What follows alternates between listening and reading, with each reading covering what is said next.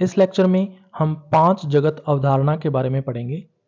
यह अवधारणा R.H. Whittaker के द्वारा दी गई है। R.H. विटेकर के अनुसार इस प्लेनेट के ऊपर या इस ग्रह के ऊपर जितने भी कोशिकीय जीव हैं उनको इसने 5 जगतों के अंदर विभाजित किया।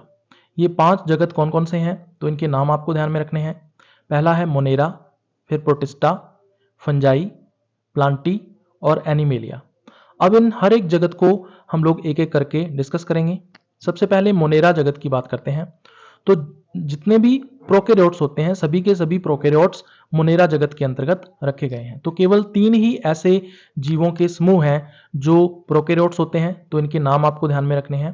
पहला है नील हरित शैवाल, दूसरा समूह है माइकोप्लाज्मा और तीसरा समूह है जीवाणु। तो इन तीनों जीवों के समूहों को छोड़कर जितने भी जीव होते हैं वो सभी के सभी यूकेरियोट्स होते हैं। दूसरा जो जगत इसने बनाया वो है प्रोटिस्टा। तो जितने भी एक कोशिकीय यूकेरियोट्स होते हैं वो सभी के सभी प्रोटिस्टा जो जगत है उसके अंतर्गत आते हैं। उदाहरण की अगर अपने बात करें तो जंतु जगत के अंदर जो सबसे पहला संघ नॉन कॉर्डेट्स के अंदर जो सबसे पहला संघ आप लोग पढ़ते हो प्रोटोजोआ। तो प्रोटोजोआ में जितने भी जंतु आते हैं वो एक कोशिकीय होते हैं, इस कारण प्रोटोजोआ को प्रोटिस्टा के अंतर्गत रखा गया है। इसके अलावा कुछ शैवाल भी हैं जो एक कोशिकीय होते हैं, जैसे कि क्लेमाइडोमोनास, इसके अलावा क्लोरेला, इसके अलावा जो एसिटाबुलेरिया है ये भी एक कोशिकीय होता है, यूकेरियोटिक होता है, इसलिए प्रोटिस्टा में आता है। इसके अलावा कुछ कवक भी हैं, जैसे कि यीस्ट जो है यानी जो खमीर है वो एक कवक है, लेकिन एक कोशिकीय होने की वजह से, यूकेरियोटिक होने की वजह से इसको प्रोटिस्टा के अंतर्गत रखा गया है। उसके बाद तीसरा जो जगत है वो आता है कवक का। तो कवक जो है वो उनका सबसे पहला अभिलक्षण आता है कि ये बहुकोशिकीय होते हैं और साथ में यूकेरियोटिक होते हैं, ये इनका पहला लक्षण है। दूसरा लक्षण आता है कि ये विषमपोषी होते हैं, इसका मतलब भोजन प्राप्त करने के लिए ये दूसरे जीवों के ऊपर निर्भर रहते हैं। तीसरा जो मुख्य कैरेक्टर आता है इनमें कोशिका भित्ति जो है वो उपस्थित होती है। तो कवकों के अंदर कोशिका भित्ति का जो मुख्य घटक है वो काइटिन है।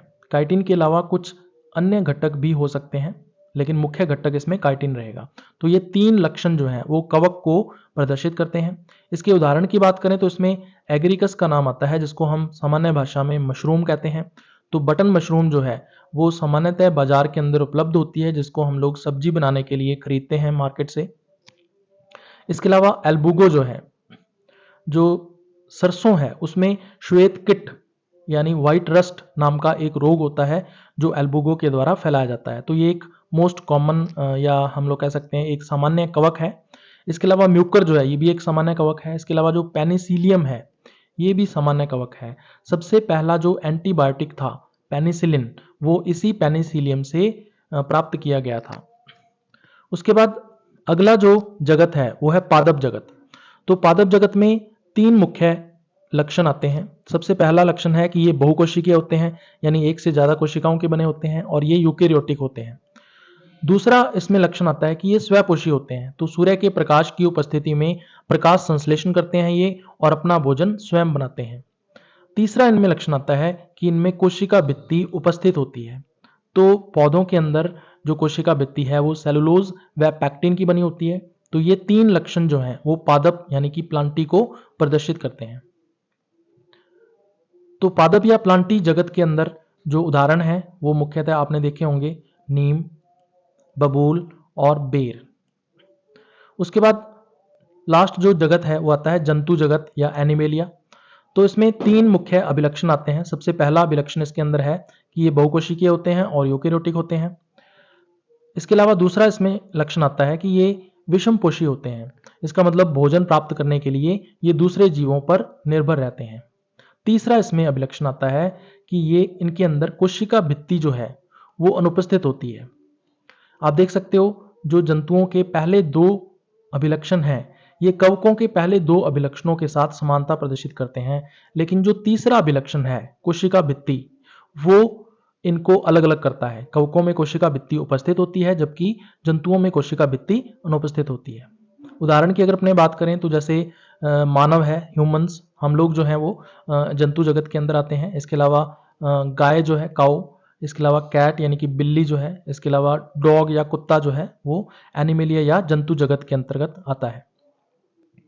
अब इन 5 जगतों को हम लोग एक फ्लो चार्ट के द्वारा समझते हैं। ये आपको बुक्स में देखने को नहीं मिलेगा, ये सिर्फ इसी वीडियो के अंदर आपको देखने को मिल सकता है। जितने भी जीवित जीव होते हैं इस ग्रह के ऊपर या इस प्लेनेट के ऊपर, उसको 2 समूहों के अंदर हम लोग विभाजित करते हैं, प्रोकैरियोट्स और यूकैरियोट्स। तो जितने भी प्रोकैरियोट्स हैं उनको एक जगत में रखा गया जिसको हमने कहा मोनेरा। दूसरा यूकैरियोट्स की बात करें तो इसको फिर आगे 2 समूहों में विभाजित किया इन्होंने, एक कोशिकीय और बहुकोशिकीय। तो जितने भी यूकैरियोट्स और एक कोशिकीय जीव हैं उनको इन्होंने एक जगत में रखा जिसको नाम दिया गया प्रोटिस्टा। बहुकोशिकीय जो यूकैरियोटिक जीव होते हैं उनको फिर आगे इन्होंने 2 समूहों के अंदर विभाजित किया। पहला समूह जिसमें कोशिका भित्ति उपस्थित होती है और दूसरा समूह जिसमें कोशिका भित्ति अनुपस्थित होती है। पहला जिनमें कोशिका भित्ति उपस्थित होती है तो इसको इन्होंने आगे 2 समूहों के अंदर विभाजित किया। पहला है विषमपोषी और दूसरा है स्वपोषी।